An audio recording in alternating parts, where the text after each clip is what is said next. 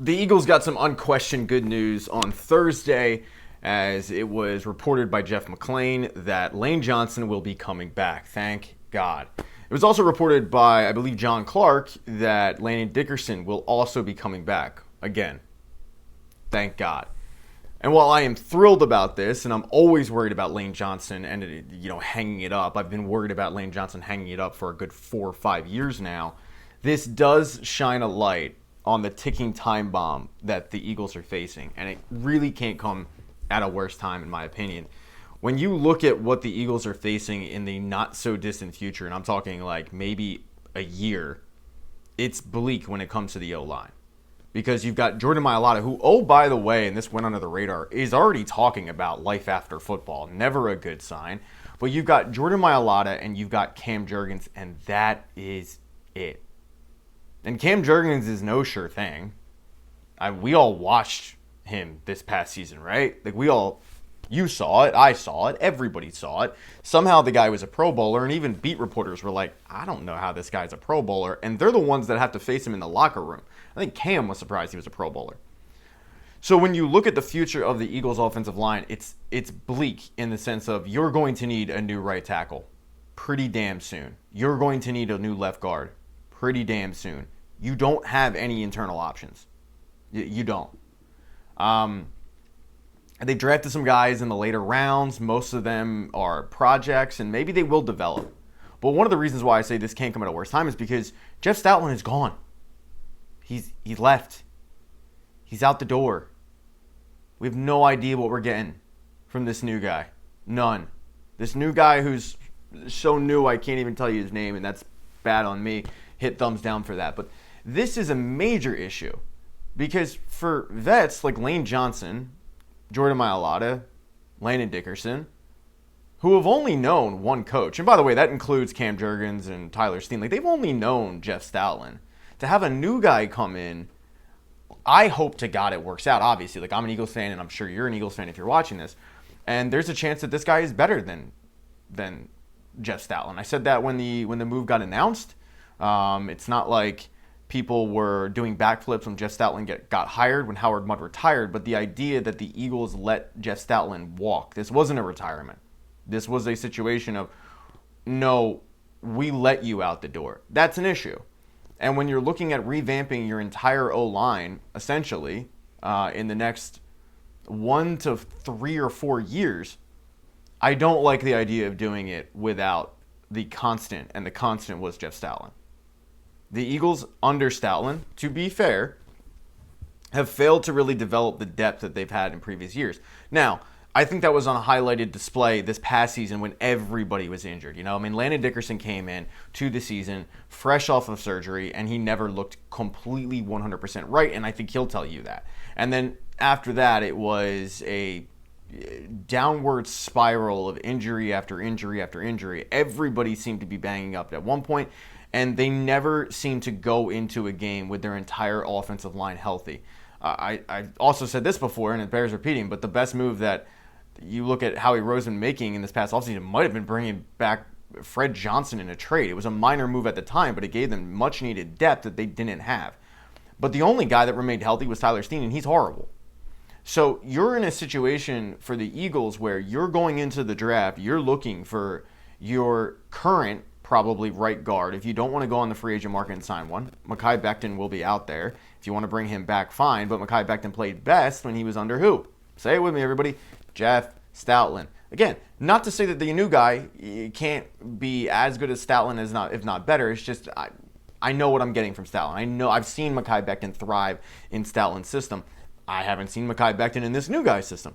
So maybe the Eagles bring him back in a cheap option. It didn't work out in San Diego. Hey, it didn't work out in New York, but you know where it did work out? Philly. Okay, that solves the right guard situation. Maybe there's another kind of Mekhi Becton that they can get out there. They've tried that in the past. They've gone out there and signed the Chase Warmacks of the world and tried to make that work. A former first-round pick that didn't end up panning out with his old team, and maybe he ends up revitalizing his career in Philly. It did work out for Mekhi Becton. It worked out great for Mekhi Becton. Maybe they do that again, but I think going into next season with Tyler Steen at the right guard position is bad. I saw a stat, a report from Chase Senior. It wasn't a report. It was just a opinion thing on Chase Sr. By Chase Sr. I'm sorry. And Chase, like, I knew him from working at the Fanatic. He was an intern when I was, slumming it as a part-time producer. He's awesome at what he does, but it was an opinion piece on the offensive line situation. And he said, Pro Football Focus that Tyler Steen ranked as blah, blah, blah, blah, blah. It's amazing how many people will go to Pro Football Focus when they need to make their argument. Because everybody and their mother knows Pro Football Focus sucks. Like, Pro Football Focus to me is the war stat in baseball. It's telling me that Margot Robbie isn't as hot as we all know Margot Robbie is. You're like, I have eyes. I can see she's hot. War comes along. Pro Football Focus comes along. No. Actually, she's not as hot as you think. When you really look at the metrics and you break down the makeup to skin ratio and you break down the natural color to the dye job and the sweatpants to dress ratio, she's not that hot. You're like, what are you talking about? That to me is Pro Football Focus. And a really good example of this is them grading Tyler Steen to be anything but dog shit last year. He was ass. Like, he was straight cheeks. They need to replace Tyler Steen. They need a new right guard. They're going to need a new right tackle pretty damn soon. I don't think they address it in this draft, though, because they have so many holes. Way too many holes. They don't have the luxury of going out there and taking a project pick, a guy that will sit. Kind of like what they did with Jalen Hurts, right? Like, they had Carson Wentz, and they had the luxury of letting Jalen Hurts sit for a bit and learn under Wentz, but at least, like, get the system right. They weren't rushing Jalen Hurts into games and anything like that. That was the luxury they had. The Eagles don't have that luxury right now because of the holes that they have. And because of those holes that they have, they don't have the luxury of going out there and, taking a guy that will be a project, taking a guy that can sit and learn. They need an impact guy next year. They need an edge rusher. They need a right guard. They need another outside cornerback to play opposite of Quinyon Mitchell. They need a tight end. They need these things. This isn't a situation where this roster is set. If this was a year ago, I would have been like, yeah, all right, take a right tackle. Like, that makes sense. They don't have that. They need to go out and address key positions on their roster because they're in a win-now mode. So I am thrilled to wrap this up. I'm thrilled that Lane Johnson and Landon Dickerson are back. But I'm terrified about the future.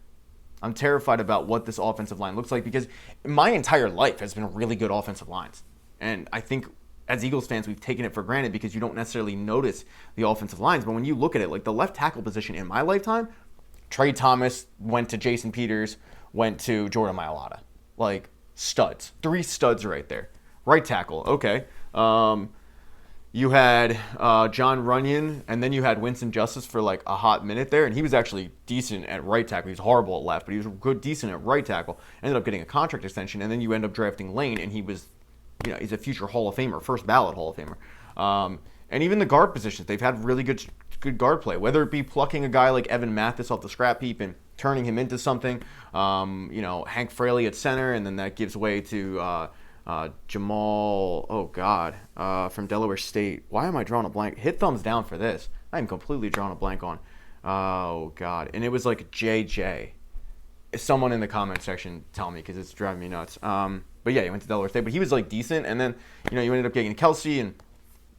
But going into the future, I don't know what this offensive line is going to look like, and I'm worried. I'm worried about the ability of this new guy to identify the talent. Thank God Jeff Stoutland identified Jordan Mailata in the 2018 draft, and he stood on the table and said, we need to take this guy. I can do something with him. Just give me some time. Thank God, because a year later they're drafting Andre Dillard, and we all know how that worked out. So I love the fact that they're going to be back. Wasn't worried so much about Landon Dickerson. Was worried about Lane Johnson. But I think the Eagles have a ticking time bomb on their hands, and they need to address it much sooner rather than later. Now's the part of the video where I ask you guys to please subscribe to the channel. Hit thumbs up if you like this. Smash that thumbs down button if you thought it sucked. What's your concern level with the future of the offensive line? Let me know in the comments section. As far as comments go, I'm probably going to only reply to channel members. So if you want to support the channel, become a channel member. I'd appreciate it. It would help out a lot. But subscribing is cool. Thumbs up, thumbs downs are cool. Comments are cool. I'm going to go now. I got a hockey game. Goodbye.